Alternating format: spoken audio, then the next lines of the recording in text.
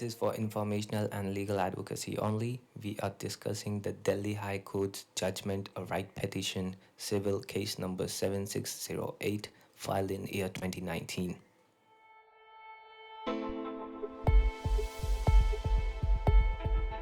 This is the 11-page court document that could officially change Indian law in 2026. Today, we are breaking down why the Delhi High Court just forced the government to rethink the status of the sacred herb. That's something been hidden in the shadows of Indian law for 40 years. On January 23rd, the Delhi High Court dropped a bombshell. They have officially set a deadline, July 2026.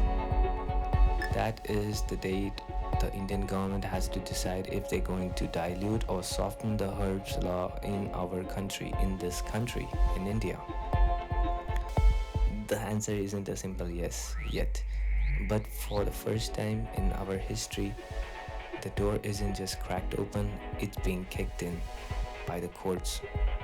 This isn't just about the plant, it's about shifting from criminalization to a responsible regulation.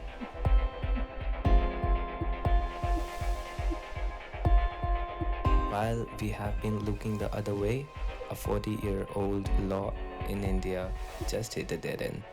We aren't just talking about a plant, we are talking about a multi-sector economic shift that could fix the lives of millions of farmers and patients.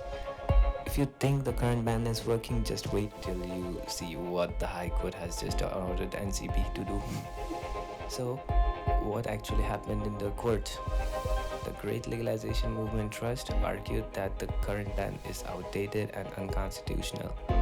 The government's response? They didn't just say no, they argued the law is already graded, meaning they distinguished between small and large amounts. The court wasn't satisfied with the status quo. They ordered a massive consultation involved the Narcotics Control Bureau or NCB and ministries like health and agriculture. They used the word dilute. When I saw that, I wondered, does this mean personal plants or dispensaries? Right now, the focus is on the medical and the industrial use. The government is terrified of the diversion. Basically, they are scared of the free-for-all, but by ordering this review, the court has forced the government to prove why a plant should remain a crime when the science says otherwise. We live in a country where you can buy alcohol and tobacco at almost any corner. We see them used for stress relief in every movie, yet they are objectively more toxic. We have been peer pressured by the outdated laws to fear a plant that was culturally ours for centuries. Why do we accept the legal harms while ignoring the illegal benefits? This wasn't based on science, it was based on global peer pressure from 1980s treaties. It's a question of proper regulation.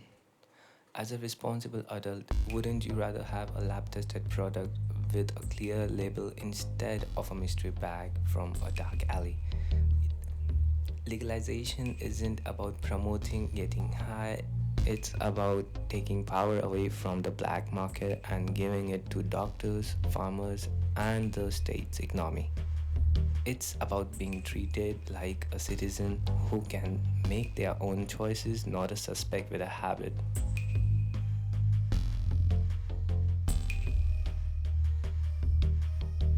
If we dilute the laws, won't everyone just be high all the time? Actually, if we regulate, then we eliminate the black market. If we treat it like medicine, then doctors, not street dealers, control the quality.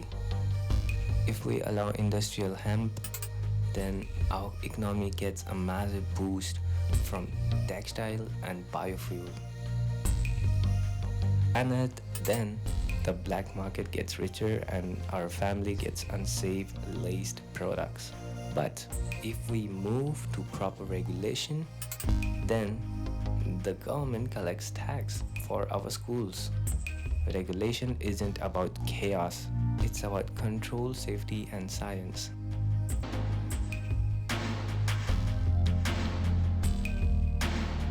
PDF from the High Court mentions medicinal use.